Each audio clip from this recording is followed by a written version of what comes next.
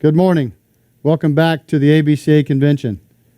Before we start our speaker lineup today, we'd like to give another great thank you to A-Tech and Wilson Sports for their continuous sponsorship of the ABCA Convention.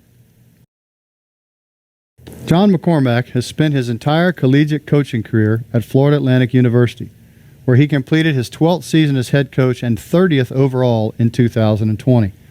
In 12 seasons as head coach, McCormack's teams have combined for 411 wins and advanced to 6 NCAA regionals. Since he became the Owls head coach, more than 30 players have been selected in the Major League Baseball draft, and over 50 have signed professional contracts. He was named the ABCA Diamond Sports Regional Coach of the Year in 2019. As an assistant, McCormack helped guide FAU through the transition of NCAA 2 to Division I. The Owls reached their first NCAA regional in their 6th Division I season in 1999 and had reached the NCAA tournament 6 times in 7 seasons from 99 to 2005. Please welcome to the stage John McCormack.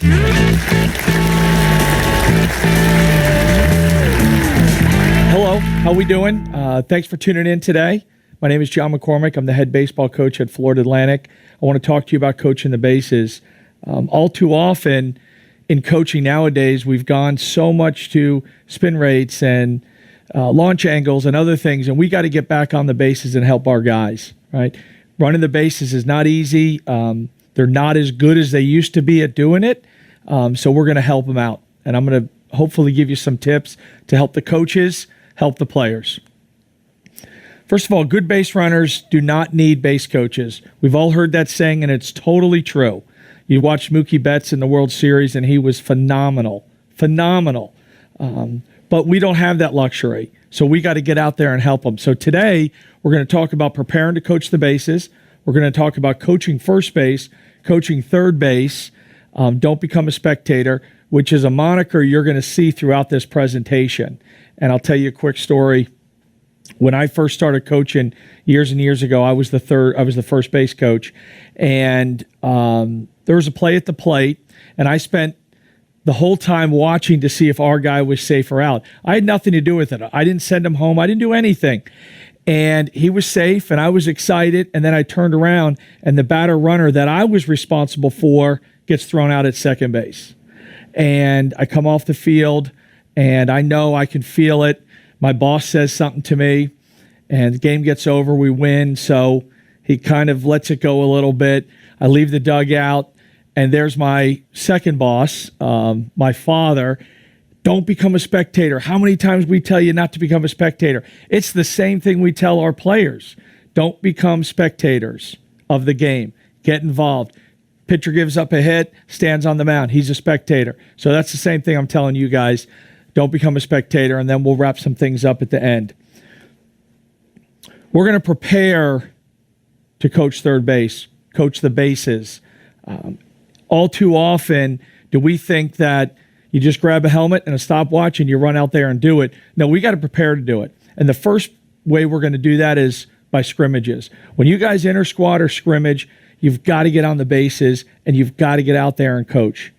You've got to work on your craft. And coaching a base and being a good base coach is working on your craft. You're going to get to know your guys. You're going to get to know what kind of runners they are, what kind of angles they take.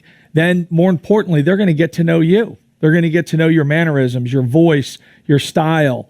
And every time you're out there, you're going to learn to make better decisions. The more decisions you make, in theory, the better off we're going to be at it, right? So we're going to continue to make decisions. And I know it's tough because you want to coach your guys, right? If you're the hitting coach, maybe you want to be on deck, or you're the pitching coach, maybe you want to be behind, or you work with the catchers and you really want to zero in. I know it's tough, but you got to get out there and work on it. You got to get out there and work on it. And it will help the players, especially when they get used to, again, your voice, your cadence, your mannerisms, as they're going around the bases, they'll be able to pick you up and hear you, and it'll end up being better for your team in the long run. Know the ballpark, know your ballpark, every nook and cranny. When you got a runner on, I know at our place, when I coach third, anytime a ball went in the right field corner, I knew we had a triple or we could score a guy from first. Because at our park, it really comes to a point because the bullpen is down there, and right fielders, for as long as I've been there, have had a hard time with it. So know your ballpark. Know where you can gain an advantage if that ball hits and kicks, or an overthrow or a ricochet or something like that. You know your ballpark, and you'll be able to, maybe grab an extra base, grab an extra run. Make sure you're familiar with the ground rules at your place as well. Sometimes if you're an assistant and you're coaching the bases, the head coach goes up to home plate, does the ground rules, explains them, constantly explains them. So make sure that you get to know the ground rules at your place, just for some, again, ball skipping and hitting somewhere, to make sure you know how to help the runners in that situation. If you can't get as many scrimmages as you want, set up some base running drills, which will create possibilities for you to work on your craft. So left fielder, put a left fielder out there, have a cutoff guy, base runner at second, catcher, guy hitting fungo. And we're going to talk about setting yourself up to be able to see second base, shortstop with a guy on second base. We're going to talk about that in a little bit further. But right now we can work on, get a fungo guy, hit some balls to the left fielder, and you'll be able to make some decisions. Bring the runner around third base, stop, stay, yes. So we'll be able to work on that. And you can put him in center field. You can put a pitcher on the mound and put some middle infielders, or maybe work on some picks. And it'll be good to, again, make decisions. Learn your runners and make decisions. Now, we're going to prepare for the opponent, and we have to scout our opponents. We have to know our opponents. Again, we spend so much time on making sure we know the pitcher, making sure we know their hitters. Let's find out about what they do defensively. First of all, if we've already played these guys, then we're going to go back to either we have video or we're going to go back to our notes from the previous time. How well the outfielders throw, what kind of defense do they run, what kind of cutoffs and relays are they working with. If not, we're going to go to some video, and a lot of stuff nowadays is on video, so you can get an opportunity to be able to watch your opponent and some things that they do. If you can't find video, do it a little bit old school. Get on the phone and call somebody. Call a previous opponent. Hey, do the outfielders throw pretty well? How do they do their cuts? Is a catcher good at picking balls? Continue to gather information on the opponent. You don't want to go into that game dry and not know, because every run is big, okay? Or you can do it old-fashioned. You can't call. You don't have video. Just look at the stats. You're going to see a guy with 4, 5, 6, 7 outfield assists. You're going to, we're going to make the deduction that he can throw. We're going to talk about stolen bases, pass balls, wild pitches. That will help you to be able to, A, get your guys ready for the game, and it will help you make decisions while you're on the base. The other part is, when we go to another ballpark, just as if we spent time at our ballpark, try to spend some time in the visiting ballpark and get to know it as well. If you're going to see some different angles, if you're going to see some ricochets, which we'll talk about in a minute, but the visiting ballpark, we're fortunate in most Division I teams, you're allowed to get to practice on Thursday before a series. So you have an hour and a half to be able to kind of maneuver around the park. And if you can't do that, you show up that day. Make sure you do some of that in BP. If you can't take BP, try to recreate a few things in IO. It's certainly important to know the basics. So if we could just do IO, maybe we just deal with the backstop wall and the overthrows on the bases. Or if we have a chance to take BP, we can see how the balls come off the outfield fence. Again, when we go to a visiting park, make sure you know the ground rules. Make sure that you get, most people have them published, or you can ask for them ahead of time. Make sure you know exactly what the responsibilities are with the umpires and the ground rules. So the last thing is, make sure the ricochets. And I'm going to tell you a quick story. A few years ago, we were in the Sun Belt, and we went to Western Kentucky the first time, and we go to practice Thursday night, and at Western, they have a cinder block storage unit on the end of the dugout, and it's There's not much foul territory. So of course we work on overthrows from the second baseman, maybe the ball up the middle that he backhands, or the double play, a couple slow rollers from the third baseman or a bunt. And we think we got it, right? We think we got it. So Friday the game comes, we're down a few runs, we got something going, guy on third, left-handed hitter up, kind of gets cued a little bit of a ball in the sixth hole. Shortstop comes up, airmails the ball. So I'm thinking to myself, we're going to get a run to score. We had a guy on base. We're going to get a run to score, and we're going to have a guy on second. We got something going, only one out. We didn't do enough homework. We turn around. The ball goes over the first baseman's head, hits off the brick wall. The second baseman standing right there, turns nice and easily, gingerly throws it to second base. Our guy's out, second out of the inning. We go on. We didn't win the game. I don't know if we win the game, if we know that, but we didn't do enough work on Thursday night, and that was a coach's fault. It wasn't the player. The player did what he was supposed to do because we didn't do enough work on the visiting ballpark. So make sure you do that if you can. Do the best you can. Now, communication. You want to be consistent with the third base coach and the first base coach. And I'm going to show the slide later. But we use stay and yes. We try to stay away from go, sounds like no. Go, go, go, no, no, no. You have a young guy that slides into third, especially head first, maybe helmet's in his face, and you're yelling go, go, go, and he looks at you and he goes, I thought you said no, no, no. And again, might cost us a run, might be an impact in the game. So stay in yes. Make sure that your first base coach and your third base coach are using the same terminology so the guys have a better idea when they go around the bases. They're not trying to, when I pass first base, this means that one thing, and then when I get past second base, the third base coach uses something else. So try to make sure that, and you can use whatever you want, but we use stay and yes. Stay, stay, stay, yes, yes, yes. First base. So our first base working area is going to be from the first base bag, and I'm going to say north, meaning back towards the outfield. And you'll see it.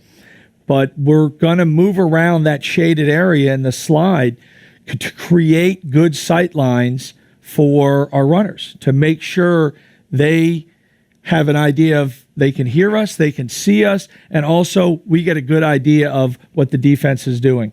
When you're out on the bases, I want you to be active, I want you to be loud, I want you to be involved, I want you to be clear in your direction. And again, I'm going to say it again, don't become a spectator, okay? These are some of the same things we tell our players, right?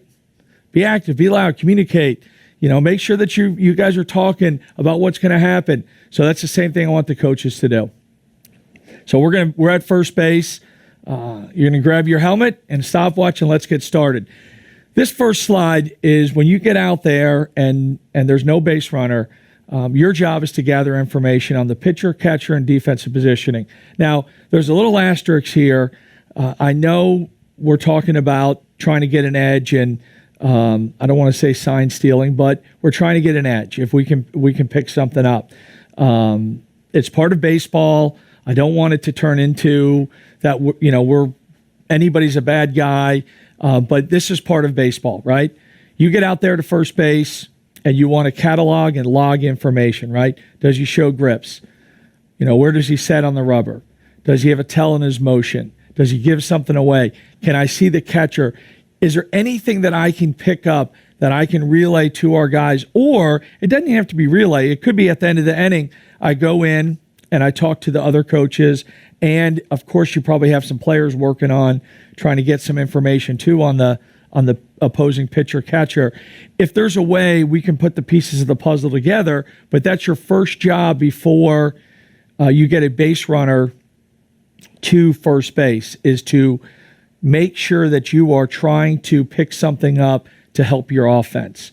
The other thing is you're going to look at defensive positioning of the first baseman and, of course, the rest of the defense. Make sure the pitcher's in contact with the rubber. I put that down. It's a little bit of a pet peeve of mine when I was coaching the bases, and you see that some of those clever pitchers that take a little bit of a step forward. So that's something to keep an eye out on for while you're out there. Now, first thing we're going to do, we're going to assist runners with leads. We got a guy to first. We're going to assist a guy with a lead.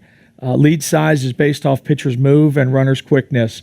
But every runner already has their standard lead, right? And again, with a scouting report and or if we played him before, we're going to be able to adjust that. And then sometimes when you're able to watch guys on video, you can see certain things from the front, but it's a totally different thing from the side, right? When you go recruiting, it's the same thing you do. You stand behind the home plate, watch, and then let me go down the line and see what he looks like from behind or from the side. So that's the same thing with the scouting report. You watch it on video, it's one way. When you get on the side, it's totally different. So then we're going to make an adjustment after the first pick. Make sure it's not the little show me move. Then you're going to help your runner with when does he pick? Does he come set? Is it on the way down? Is it when he's getting the sign? Those are some of the things that you want to tell your base runners. Same with the left-handed guy. Is it the standard he looks home and he throws over, or he looks at you and he throws home? What happens with his leg? Does his heel go back behind? Is it the knee? Those are some of the things that you're going to help your guys out with while you're out there, and then you're going to go back to the dugout again and be able to help these guys when you're in the dugout before you head back out there. Can they see the catcher signs? And then, of course, we're gonna make sure that we're aware of a back pick or a quick pickoff from the catcher. We're going to assist guys with stealing bases. Of course, that will come from the third base coach or maybe from the dugout, unless the guy maybe has a green light. But your first job is you'll have your stopwatch and you'll give them times. Stealing bases there's an art to it, of course, but it is become a simple math problem, right? Time your runners between lead and second base, and I think that's right around a 3-4-ish. So then we just do the math. Catcher's a 2-0, pitcher's a 1-5, we should be safe, right? Catcher's a 1-9, pitcher's a 1-1, it's probably not a good time to go. So you're going to help out with that. Make sure that you let them know in a slide step he's this, high leg lift he's this, breaking ball he's this, fastball he's this. So make sure that you give him that information. And then communicate anything additional. If you could see possibly pitcher gets here, you might be able to see something in the back. He might preload a breaking ball or something. If there's anything that, a little bit of a tell or a tick that, we know he's throwing over. There might be a verbal from the first baseman. Again, while you're out there, can you see the catcher signs? You might be able to get an edge when your guy's out there to say, hey, take a peek in. Don't ever take your eye off the pitcher. But if you might be able to see him, given one sign, you might be able to get an extra base. The last thing is set to delivery time, pitcher's rhythm. Pitchers tend to get into a rhythm that when they come set, 1,000, 2,000, and they go home. I know that's a little bit more base stealing, but that's something that as the base coach, you need to count through. And again, you'll be able to help these guys. You'll be able to help the base runners. Now, a lot of this stuff that we've talked about, again, you're going to be collecting this information while you're out at first base. And when you go in the dugout, you can share it with other coaches. You can share it with the guys coming up. You can share it with, someone in the dugout that can relay it to the hitters that are going up. Okay, because you're going to have to get out there. So if you got another coach in the dugout to say, hey, this is what it looks like at first base. And I coach the team from the dugout. And I always ask, especially with the left-hander, what's the move actually look like to our first base coach? I ask some questions constantly about that, like, is it an easy read? I know we saw it a little bit on video, but is it an easy read? So the first base coach has to kind of know what he's talking about. We're going to assist with decisions on singles, which is not really true, right? Hitters are going to make those decisions, and we're going to just confirm it for them. That's what I think. We're going to confirm it for them.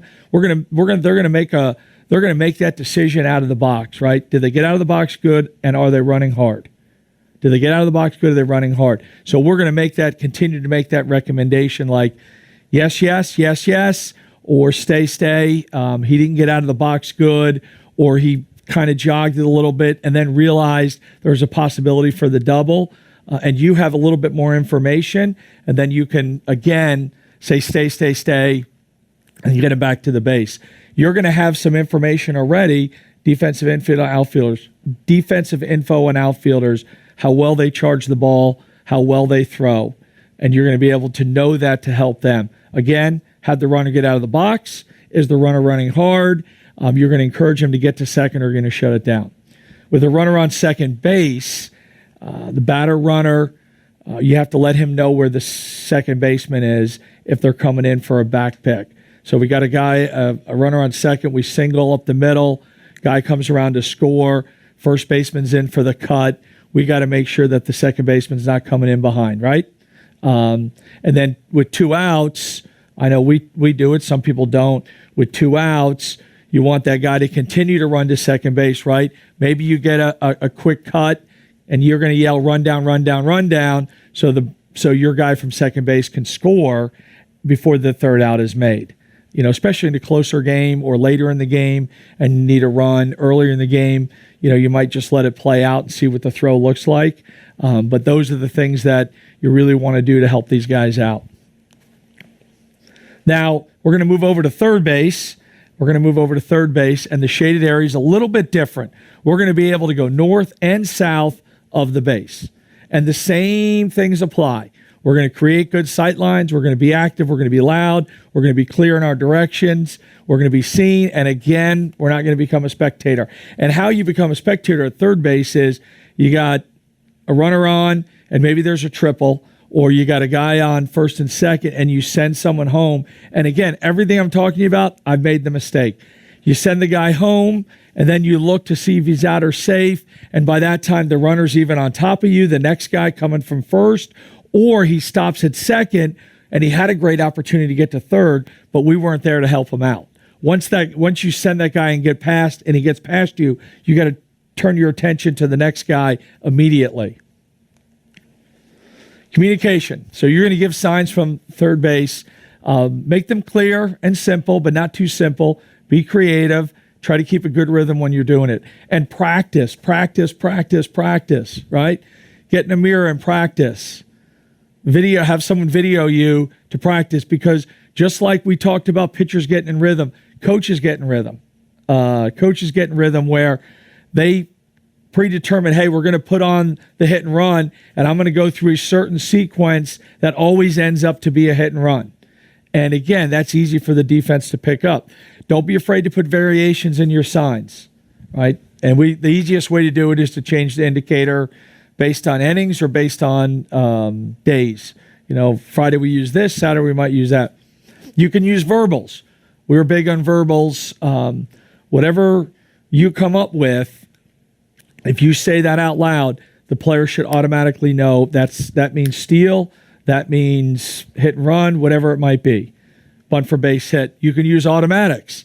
We do that as well, where I'll tell two guys in the beginning of the inning, if he gets on first base and it's a 1-0 count, it's an automatic hit and run.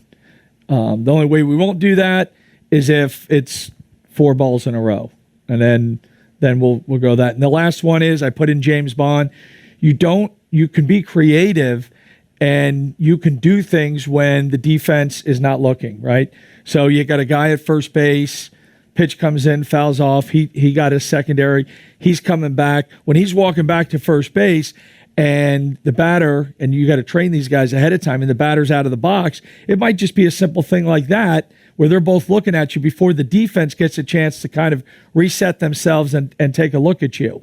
And the last thing is make sure you're consistent in giving the signs. And I see it a lot is when you're not putting anything on, they're very, very vanilla, and you might not even do them. And then all of a sudden, when you want to put something on, all of a sudden there's really big time intent. And of course, everybody in the park knows, well, he's got some intent.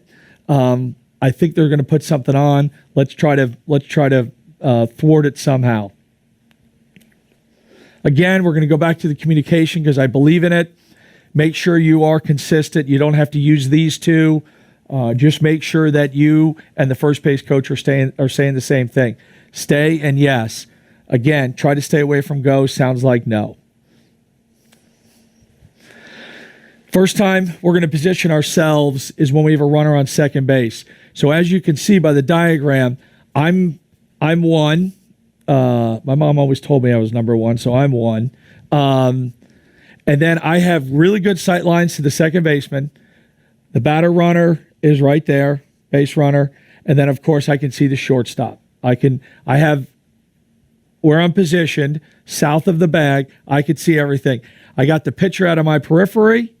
I can make an easy pivot after the ball is thrown to be able to see the hitter, and I can see all the outfielders, so I can make decisions if there's a base hit, double, single, whatever it might be. It's a good position to be in. Just make sure you kind of have your head on a swivel. We don't want anybody to get hurt. So third base with the runner on second, make sure you position yourself, and we just talked about that, where they can see you. Again, these are some of the things that we've used in the past. Communicate clearly, right? Simple. Once he takes his lead, which he already knows what his lead is based on outs and where we are in the game, we use okay. Okay means he can take a little bit more. Okay means he can take a little bit more. Careful. Stop, and he's going to lean back. Back, of course, means get back to second base. And then these are the verbals that I talked about. We used to use it. For anybody who plays this, we're not using this year, so don't listen for it. If you got a nobody, if the third base coach gave you a nobody, you had the ability to steal third. Or if you got 3 okays in a row, then you could steal third. But anybody who we're going to play this year that's on the schedule, we're not really using this, so don't listen. The other part of this where base runners need the most help is on the tag play, right? The guy on second base with 1 out, no out, the tag play.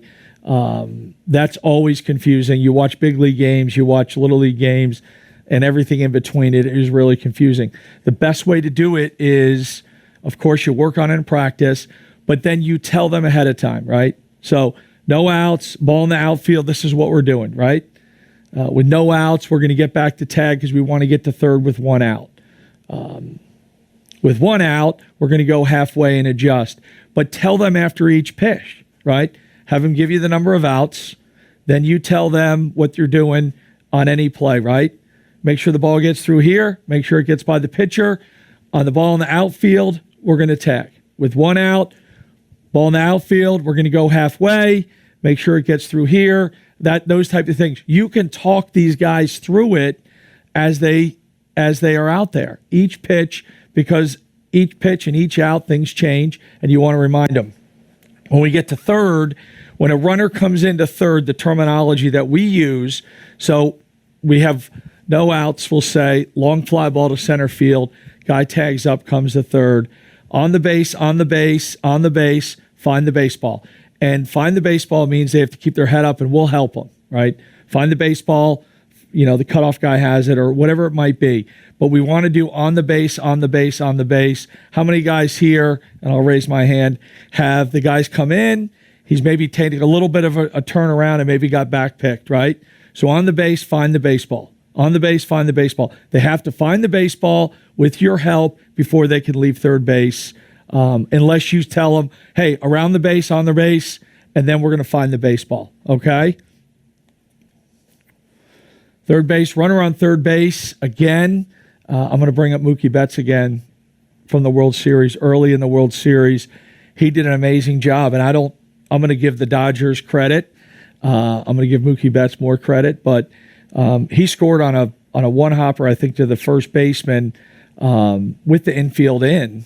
I'm pretty sure that was the play, but he had a really good lead, and he had a really good walking lead because the third baseman for the Rays was on a shift.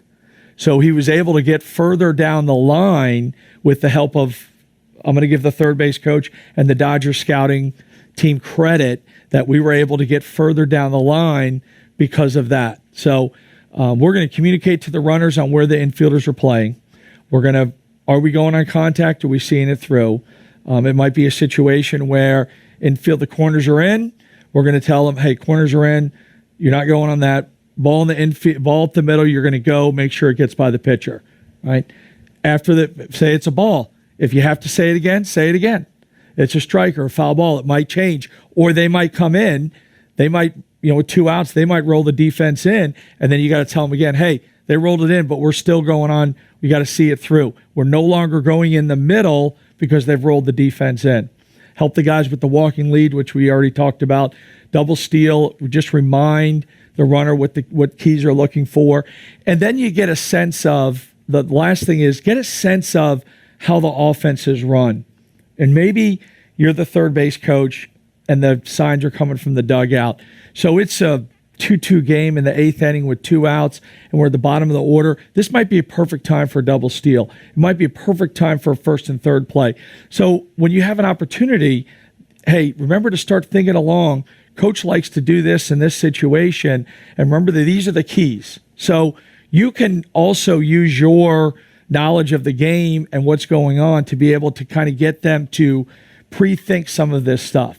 And the last thing is, on a sacrifice fly, 2 things. When you got a guy on third and it's a deep fly ball, I would always say, take your time, take your time, take your time. You got plenty of time. They're not trying to throw you out. The only way you're going to be out is if you leave early. So take your time, take your time, take your time. That's the first one. And then the second one is, I don't see it enough, and I want to remind you guys, get down the line. Remember the shaded area, you can get down the line. So it's going to be a 50-50 if you're going to send them. So what I'm going to do is I'm going to make my way down the line, and he's going to be on third base. He's going to make the decision, and I can see the ball being thrown. I can see how it comes out, or maybe he doesn't catch it correctly coming forward. Then I'm going to continue to send him. Right? I can continue to send them. Yes, yes, yes. Or the guy does a really good job, catches it, comes up, throws, makes a really good throw. Stay, stay, stay. But use the real estate that baseball allows us to use. Now, when we're at third base again, from the shaded area, 1 through 5. So 1, I'm going to position myself. This is a guy on first, or the possible triple. I'm going to position myself further or deeper towards the outfield, where when he's coming around second base, we're going to do, right, base runners are taught coach, base, coach. So this way he looks and he can see me, and I'm going to be north of third base. This way no one's going to run like this. He's north of third base. Then he's going to touch the base. And as he makes that turn, I'm going to move down. So again, I'm in good sight line, and I'm going to be at number 2. He continues to make his way towards third base, and that's where I come into at the base. This is when we have the play at there's going to be a play at third base. So you got to tell him up, down. We're right behind the base, right in his eyesight and right in his earshot, that he's going to see us, and we're going to yell down, down, down, up, up, up, base, base, base, on the base. 4 is you're going to get the guy to make a turn, so you're waving him right before third. He touches the base, and then he's going to pick you up again on 4. And then 5 is somewhere where we talked about with the sacrifice fly, where we're going to get further down. And again, I'm going to be in ear and eye shot of the base runner. So those are the 5 positions along that, and that's usually on the first to third, the triple, or the guy on second scoring at home. So use the real estate. And again, go back to when you get back to practice in January, get on those scrimmages, get on that inner squad, get out there and do it. Put cones down if you have to help yourself to get in those positions. Start off with the base running drill, where the guys get a chance to see you in these different positions. And again, we want consistency where they know and they have faith that you're going to be in that spot and help them get to where they need to get to. Use as much real estate as possible. I know I mentioned it a couple times. Here are 2 little, one guy on the right, he's down, he's given the outs, and then this guy's taking a little bit of a tumble, but as you can see where he's located, he's got the runner, he's got the cutoff guy, and he's got the left fielder, and the left fielder has released the ball, and now he's making a decision to stop the runner. So he's probably halfway down the line. So use it. No one's gonna tell you to leave. Use it up. Decision making. First and foremost, we are going to, if you're not the head coach and you're coaching third base, I want you to have a conversation with whoever's coaching third base, and we want to decide on how aggressive we want to be. Right? Do we want it to be a windmill style where everybody's going home, or hey, we're gonna be a little bit more traditional? And we're a little bit more traditional, we're going to put all these things into use. No outs. We can't have anybody thrown out at home, right? We don't want, if it's iffy, he's staying. If it's iffy, he's staying. First and third, nobody out. We got a chance to score some runs. One out, of course, we're going to be a little bit more aggressive, but then we're going to weigh some other factors, right? How's the game going? Is this a really close game? Do they have two monsters in the bullpen that there's no way you're going to score runs off of? How is the flow of the game, the score, who's on deck? What does our pitching look like? You know, if it's on a Sunday and we're a little thin, maybe you take an extra chance, right? 2 outs, I want you to be very aggressive, right? Make them make the play. But again, also what we're going to do is we're going to look at the outfield arms, which we've known from a scouting report or previously playing them, or even IO. We're going to know what type of defender they are. Do they hustle up and stop to field the ball and then have to start up again to throw? What direction are they going? If it's left, right, field conditions, bad outfield, wet, snowflakes. The one thing that about that is make sure that you walk the outfield when you get there. If you can't do IO, you're not doing BP, make sure you walk the outfield. See what the ground is like to get yourself a better feel for it. And then the thing that changes this is turf, right? We don't play a lot of games on turf. We don't have anybody in our league that has turf in the outfield. We have one school that has turf in the infield. We have a few schools that are adding turf. But coaching the bases and making decisions to send guys home on turf is certainly different than grass, right? Outfielders are more aggressive. There's an easier hop, a little bit truer hop. The throw comes in and there's a little bit better of a skip. You never see the ball check up like you might see on a grass field. So those are other things that you have to kind of take into account when doing this. And hopefully you have a chance to watch some balls hit, watch some guys run around in BP on turf. Speed of the runner, again, how they do their cuts, flow of the game, score. So those are all the things we need to do to decide on if we're going to send a guy home, right? If we're going to send a guy home. Closing comments, don't become a spectator. Should the head coach be on the base or in the dugout? That's a personal choice. That's a total personal choice. I was a third base coach for a long time. When I became a head coach, I went in the dugout because I thought it was important for me to be in the dugout. But everybody's a little bit different. It's what you think. I know I have friends that are coach third base because they want, like, it's me and I'm going to make the decision who's coming home. So I get it. I don't like changing third base coaches. I don't like hey, I'm going to run out there and coach third. I'm going to change the mojo of the team. I get it every once in a while, but again, we've talked about consistency. We've talked about your guys making sure that they know the voice and the mannerisms. And the same thing if your recruiting guy is coaching third and he's missing games. We don't have that continuity that we want. So last 2 slides. This happens to everybody. If you're going to coach third, we have to have you have a really good, cool handshake with the home run. And the one on the right, we've all been there. You're clearly stopping him and he goes right by, right?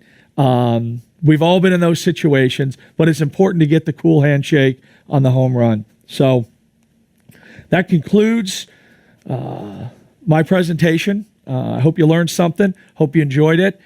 Hope everybody has a great 21. Stay safe and have a great season.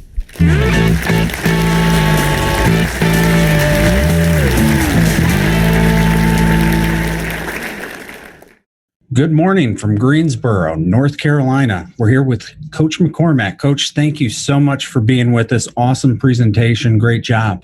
Well, thank you. My pleasure to be here, JR. Well, we certainly appreciate it. Folks, one quick reminder, the trade show is officially open. I want to point this out because times are tough for everybody. Budgets are cut. We totally get it. But these companies, they're here in spite of all those things. They're here supporting us so we can support you. So make sure you go visit the trade shows, click in, and, kind of just talk to a couple of people. Let them know that you appreciate their support for what it is that we're trying to do. We think it's extremely important. And if you have something you need to get, you don't have the budget, but maybe next year you do, remember these companies that are here during this time helping us out. We'd really appreciate it. Coach Mack, we're going to jump in. We have got a ton of questions. Honestly, they were just coming off. We're not going to be able to get to all of them, but we're going to try to pull some of the best ones because we think this topic is so valuable and something we haven't really hit on here within the ABCA before. So first question that came from, I'm assuming, one of our high school coaches, because it was entered in the chat, I don't have a name. But first base coaches are oftentimes players at the high school level, at the youth level. Sometimes at the collegiate level. Sometimes. What is some advice you'd give to those kids who are playing the first base coach position? Well, if I was the coach, I would try to get the same guy all the time, if possible, or limit it to one or two guys, and just coach them up on the terminology that you're going to use so they know that. And then the second thing is just to make them aware of some of the stuff we had talked about, where they're positioning, what they're looking for, very rudimentary, and surprisingly, probably help them become better players. It's an excellent point. I mean, ultimately, you're getting them to look at the game like a coach, and if we had 9 coaches out there, makes sense. We even at the collegiate level, at times we used to have a pitcher coach first base because he was amazing at picking up signs. Oh wow! And we were, this was years ago when we were down a little coach, a couple coaches, and then someone would go recruiting. He would have to coach first, and he was so good at it that it became a regular thing if he wasn't pitching. That's awesome. Now, my next question, I think, will then hopefully lead to everything else that we've had put in through our poll section. But I'm really curious how much time you spend working with your guys so they understand where their coaches will be in a given situation. Like, how much time do you spend working that first to third on a ground ball to the right side, picking up coach or their decision? And how are you repping this out with them and communicating? Every day.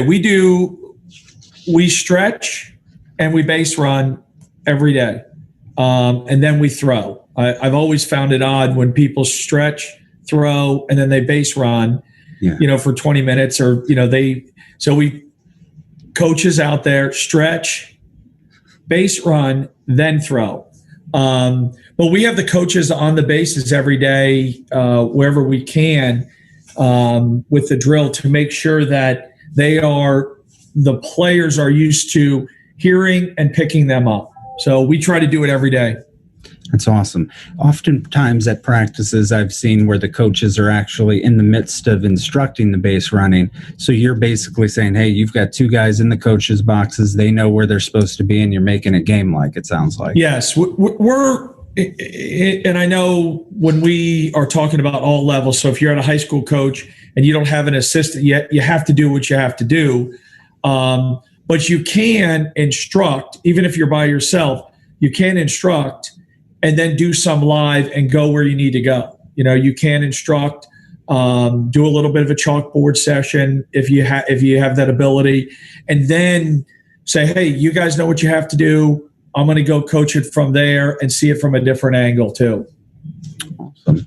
Now our next question comes from Brendan Craig. And if this is the same Brendan Craig I saw in the pitching post after hours hot stove last night, Brendan, great job. I saw you fighting to stay awake, and you're here for the first one this morning. Nice work, buddy. He's from Kalamazoo College, and he wants to know if you can discuss those different situations and the positioning. Where do your kids look for you when they are on first base, and where do your kids look for you when they're on second base? What's the position of the third base coach, basically, based on the situation? On the presentation, there's 5 different spots. And a good third base coach is always moving, so he's in constant eye contact with the base runner. And again, we have to practice it before they touch second. And I use the term a little bit north of third base. After they touch second, we're going to be at maybe at third base. And then as they come around, we're going to move south so our eyes and their eyes can always meet. We don't want them to have to turn their head too much. We want to move with them as they make their way around the bases. Now, you may have touched on this a little bit, but I'm kind of curious to find out. Obviously, the big turn from second, hitting third, going home, that dictates a lot of things. But is there, do you have any golden rules on stopping a guy? Like, when can you not stop him? When is it on you when you stop him and he gets thrown out or trips? Is any kind of golden rules like that?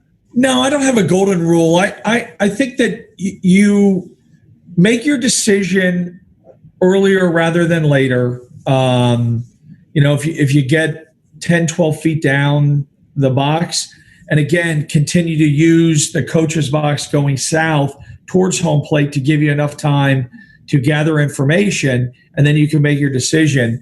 But I see the mistake I see is guys stand at third, make the decision, and then go, no.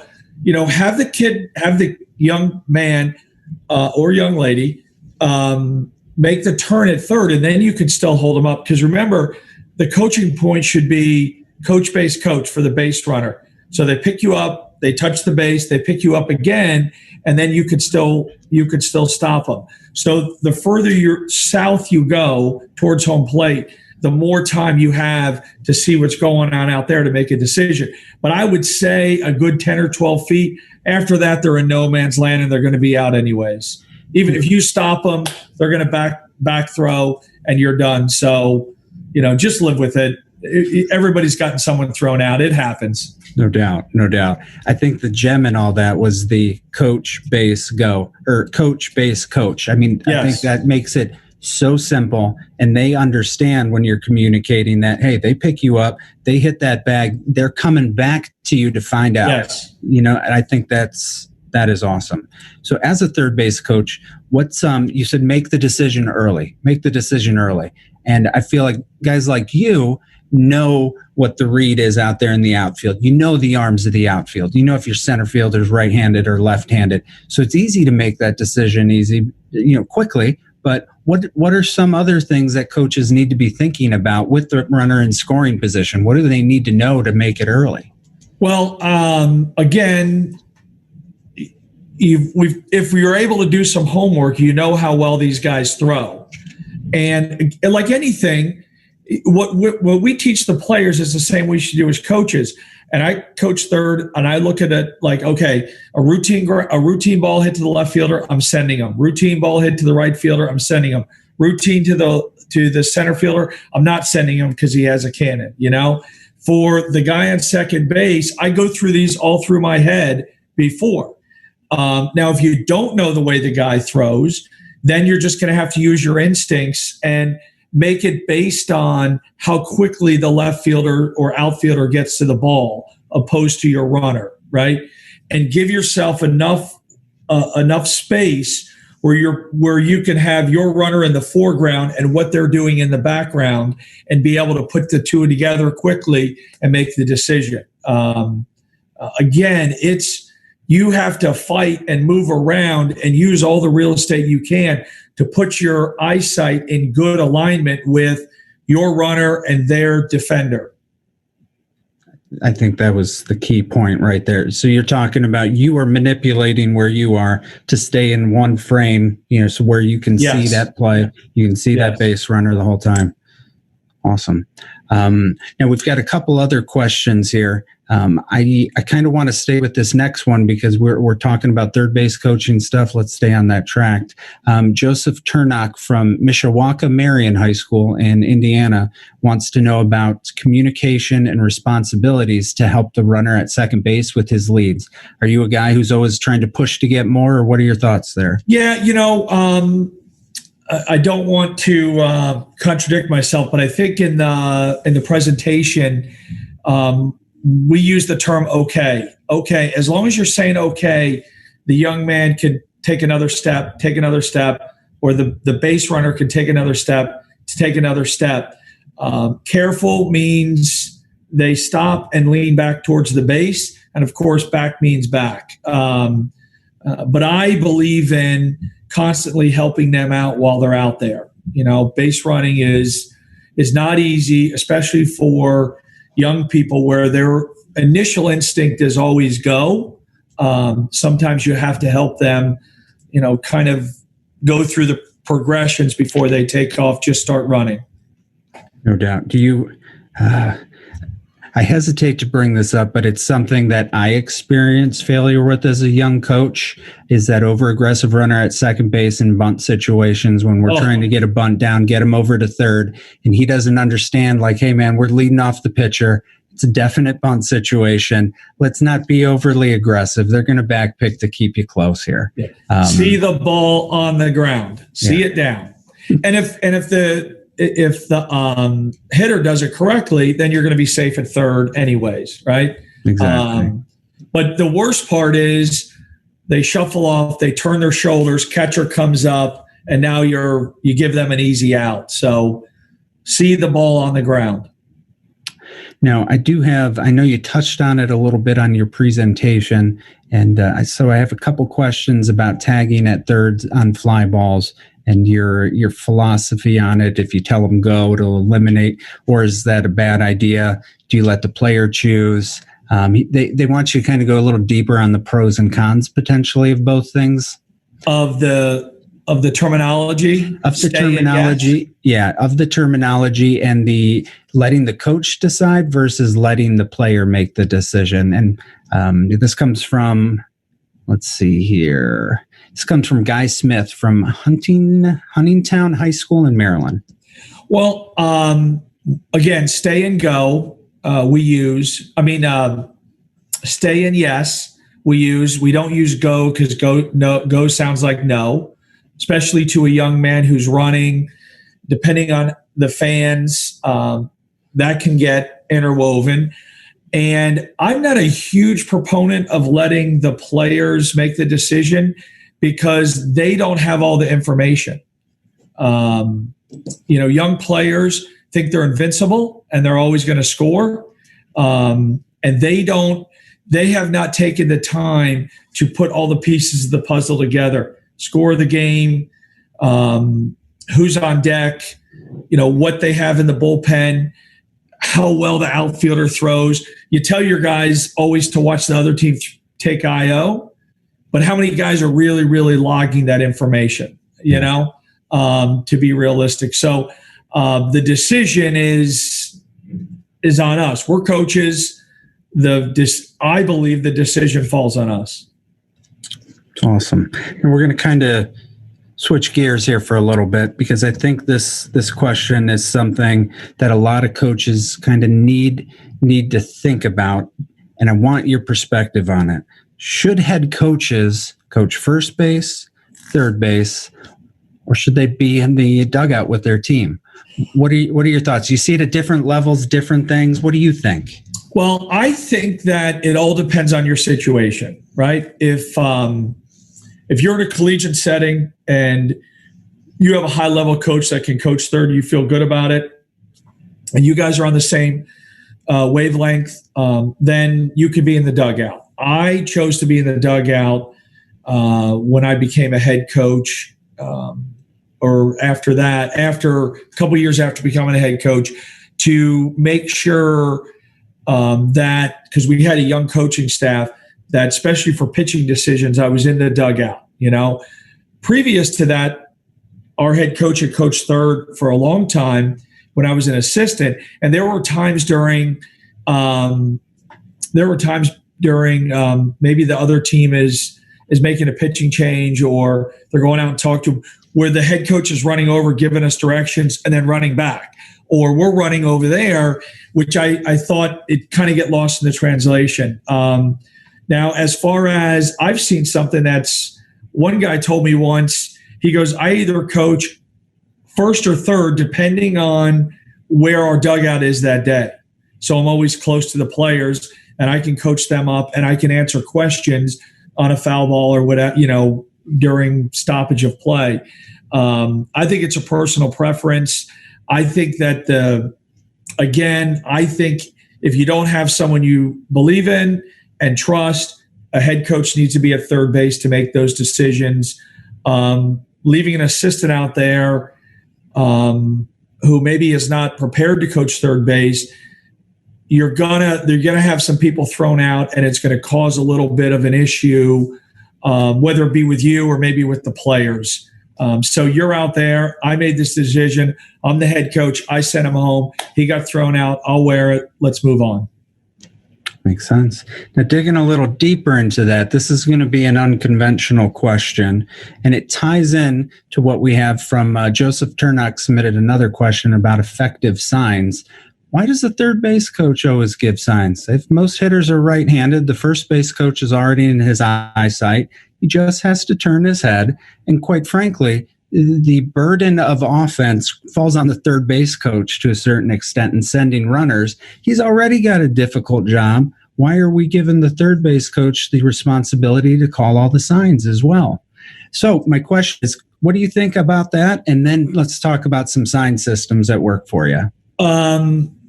First off, I haven't given it much thought for the guy in first to give signs. If you feel strongly, just have the dugout, have him from the dugout. But, it goes back to third base being the most important position, and the head coach, even in, back in the beginning of Major League Baseball, he coached third, therefore he was making the decisions. Again, if you're coaching third and you're relinquishing that duty, you have to have really trust in the game, So I've never thought of it. It does make some sense, but then we have 7 left-handed hitters in the lineup. So should the third base coach give them that point. day? That's I've only thought of it because I've been smoked once or twice, and I'm like, maybe I need to go over there. But just something to consider. So Joseph wants to know about effective sign systems. You reference hot signs, you reference sign packages and different indicators. What are your thoughts on the wristband systems? What do you like to use? We've never used the wristband system, although I've seen it go in recruiting and I think 1 or 2 opponents. The thing with the wristband system is someone has to be really on top of it, because you have to change out the cards, because once you use that number and you yell out 521 and it's a hit and run, next time 521 comes out, unless you change out the cards. So I've seen enough problems with just between the pitcher and catcher changing out the right cards. I think we change out the cards every 2 innings. And you see it sometimes. You'll see the catcher look over and you go, and the pitching coach will go, "Are you on 2?" And it's not that case. So then you have to go to facials. So someone would have to be really good to change out the cards, whether it be in the game or have enough wristbands. I think logistically it becomes a little bit of an issue. I think the signs, keep them simple and be consistent with it. Like I said, is most of the time I go to a high school game, when there's something on, because the coach is kind of hanging out and then all of a sudden he puts on signs. And I've been guilty of that too. You left something go and then all of a sudden here we go and everybody knows something's on. So be consistent. You want to change the indicator, whether it be within the game or every other game. But the other thing about it is, and I know I touched on it, is you've got to give signs in practice and work on it. That try to do it in inter squads. And I know it's hard because I referenced it, not only to get out and coach the bases because you're the hitting coach and you really want to concentrate and see what the hitters are doing, but also it is way different than when the young man is trying to get a hit and he wants to get a starting position, and he turns and you're saying, hey, just hit and run. Then all of a sudden in the game, he's got to get out of the box and be able to decipher it. So do it at that high level when they're in that mode to make sure that they are being able to digest them. Coach, we thank you so much. We took up all 19 minutes we had for Q&A. I know, right? There were so many questions. We didn't get to all of them, but we've got to take off because we have got Coach Barry Davis coming up next, and he's waiting for us in the green room.